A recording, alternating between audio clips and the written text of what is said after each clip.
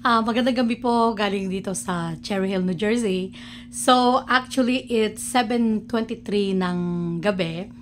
So, kaninang umaga pagising ko, nagising ako ng mga alas 10. At immediately, meron akong nakita na, what you call this, yung notification sa phone ko. Tapos, kasama yung picture na yung lalaki na kumuha kay Ninita is nahuli na. Then, thumbnail. So, meron ng mga police. So, nagising ako like, oh my God! So, ibig sabihin, may mga police nang involved. So, ibig sabihin, it's true. Totoo nga na itinanan si Ninita or si Ninita sumama sa lalaki. So, like, immediate yung umikot yung ulo ko. So, sabi ko, like, oh my gosh! So, oh my gosh! Mali ba ako? Or, na, you know, na sa bagay, hindi naman ako talagang 100%, no? Hindi pa rin, pero yung, nung una talaga, 100%, sabi ko, prank. Tapos, nung nakita ko yung sumunod na episode na andun si Dato, may baril, ganon, like, okay, naging 80% sure na ako na 20% sure na ako na true siya, 80% pa rin ako na prank. So, ganon. Siyempre, of course, because of the history na ng style ng Pugong Biyahero, na alam mo yun, may mga prank na to the point na talagang it's so real.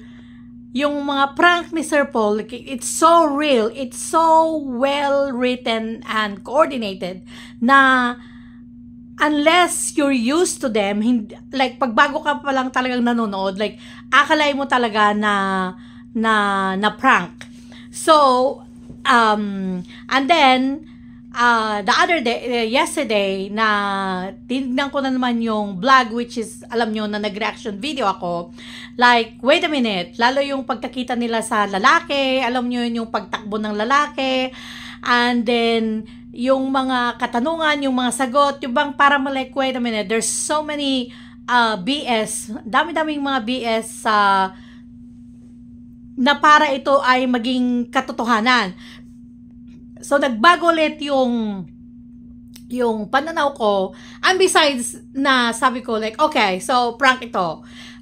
Kasi, unang-una, psychologically, gusto ko na maging prank lang siya.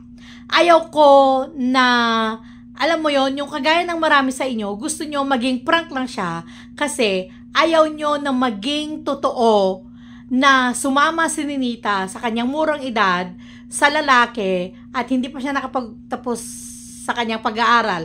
So, marami tayo na kung ano man, tinignan natin na prank lang siya. Unang-una kasi, hindi lang dahil nga sa sinabi ko kanina, yung history na ng panonood natin sa Pugong Biyahero, kung hindi nandun din yung malasakit natin kay Ninita na sana prank lang. Yung umasa tayo na sana prank lang kasi ayaw natin na yun nga, na mag-asawa ng maaga.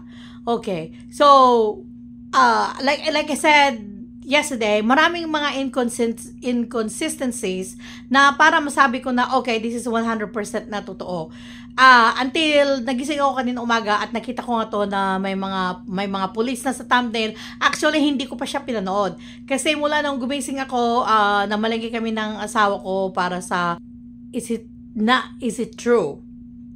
Dahil may mga police na nga na nakita ko sa thumbnail, and which kaya let's watch together. Alam ko marami na sa inyo nakapanood. So panoorin natin, ha? Ay mapuntahan.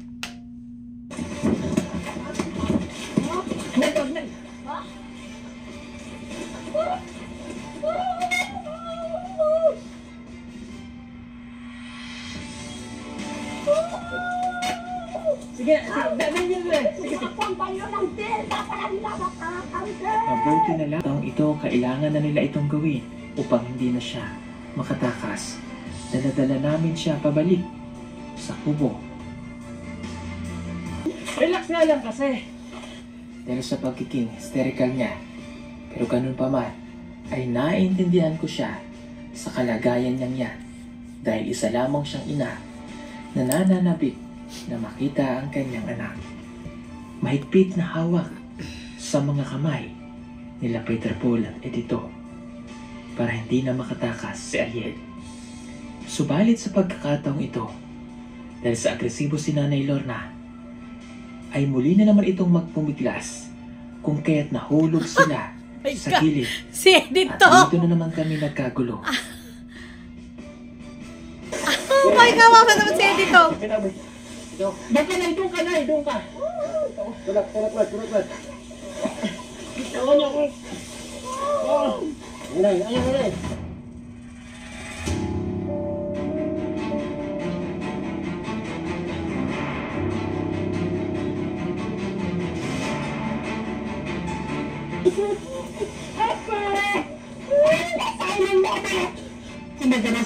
Sumagabad. Nakita ko ano kasi. Pero nakatawa yung lalaki! Bakit siya nakatawa? Oh my God! Ano yan? Meron pang may dalang, what's that? Galing, agad-ganda, parang action movie. Mas maganda pa sa mga action sa mga pelikulang Pilipino. Mas mas realistic pa. Like, oh my gosh. Again, like I said, hindi ko pa pinapanood hanggang dulo, no? Ngayon ko pa lang pinapanood habang nire-reaction ko. Tapos nakita nyo, like, oh my God, it looks like real. Like, is it true now? Is it really true? But then, dang, napangumingiti yung lalaki. I don't know kung tumatawa siya dahil nalaglag si Edito, muntik nang malaglag sa bangin. Like, oh, I'm not laughing at Edito. Like, you know, I'm just like, kinda like, I don't know, ano ko may explain ng aking nararamdaman. Like, I'm so excited sa mga pangyayari. Like, ay, is it real now? Was I wrong? Bigla mo yun? Sige, pagpatuloy po natin. At sa pagkakataong ito ay dumating na si Dato, ang magulang ni Ariel, na nangangamba rin at nakikiusap na maging mahinahon dahil kung hindi ay magkakaroon talaga kami ng gulo rito. Dato, nagkuhan kasi mong anak nga waga na. Nay, tama na na, upo. Ay, kuhan nga. Istorya na magkaroon, ginindagan. Bakit man na siya eh. O sinuhan niyo yung basakit, di pala kunag kabaw. Wala na basakit. Kundi malitan.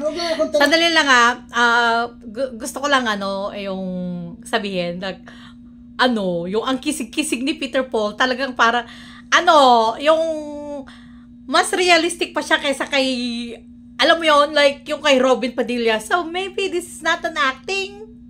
Maybe it's for real. Ang galing-galing. Gusto ko lang palakpakan si Peter Paul tsaka si Edito. Ang galing nila tumakbo. My gosh, si Edito. Nalaglag. Muntik na naman siyang malaglag sa bangin. Ang galing-galing. Like, I'm so excited, guys. I'm so excited. Hindi siya para.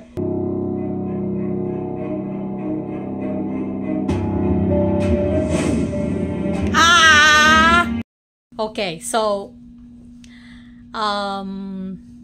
clickbait yung thumbnail na may mga pulis. So, I mean, in this episode na napanood natin, wala naman palang pulis na dumating. So, still, everything is still on the table na hanggang ngayon, pwede pa rin siyang prank at pwedeng totoo. So, excited ako sa susunod na episode. Guys, relax lang po. Ano man ito is kinakailangan, let's just enjoy the ride. You know, enjoy lang natin dahil kung prank ito, ang galing ng acting nila. Wala akong masabi. Kasi, sa totoo lang, hindi pa ako nanonood ng mga pelikulang Pilipino. I'm so sorry po. Sorry po, patawarin niyo ako. Kasi nasanay na kasi akong nanonood ng mga Hollywood movies. Kaya parang bang pag masyado ng OA yung acting, hindi ko talaga siya pinapanood. Yung ito, like I said, we have to enjoy the ride. Kasi kung prank ito, maganda yung acting nila.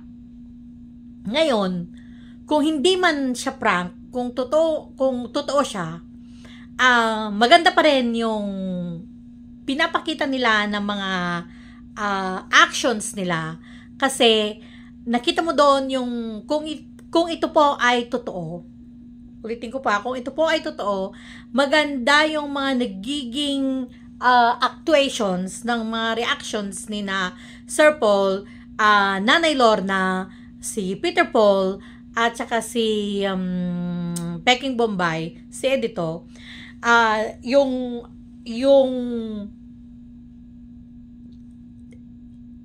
kaya nilang magtimpe.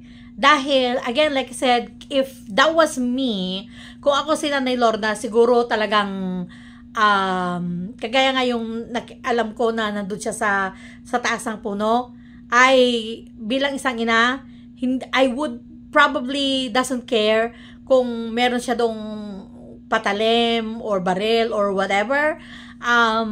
Siguro I would have, like kung ako, talagang tumakbo ako agad-agad, pinuntahan ko siya agad-agad, and then hindi ako maghihintay ng 4 days. Tatawag talaga ako agad ng police. I will bypass barangay officials and I will go straight to the police. Kung ako yon. At ang pagiging isang ina is talagang, like, alam mo yon, yung matindi. Pag nasa sitwasyon ka ng ganyan na totoong sitwasyon. At kung ito ay sitwasyon na totoo, yung kaya ni Nanay Lorna na i-control yung emotion niya, nakakabilib. Yung si Sir Paul, nakakabilib. At pati rin si Edito talagang very calm lang siya, demeanor niya calm, emotion niya calm, tsaka bilib na bilib ako sa kanya. And even with Peter Paul. Kaya either actingan ito or katotohanan, we just have to enjoy the ride. Let's just appreciate it. At hindi kinakailangan magalit. Kung sa mga umaasa na sana'y prank lang to para hindi mag-asawa ng maaga si Ninita, at kung ito ay magiging totoo, is wala naman na po tayong magagawa doon. Nanonood lang po tayo. Wala naman po tayong pwedeng ibang sisihin. Ginawa naman ni na Sir Paul lahat ang kanilang pwedeng gawin. Ginawa naman lahat ni Nanay Lorna ang pwede niyang gawin. Wala po tayong pwedeng sisihin doon. At kung ito po ay totoo. At kung ito naman po ay prank, yung mga nagagalit na kapag prank ito is nagagalit na sila. Marami yung mga negative talaga na sinasabi, na pati mga kultura, mga ganyan kung ano-ano ang nadadamay. Wag po kayong magalit. Let's just enjoy the ride. Ang alam ko naman na at the end of the day, kung ito ay prank, meron isang magandang bagay na maaasahan tayo at the end. No? Kaya either way, ulitin ko po, let's just enjoy the ride. So, maraming salamat po sa inyong panonood.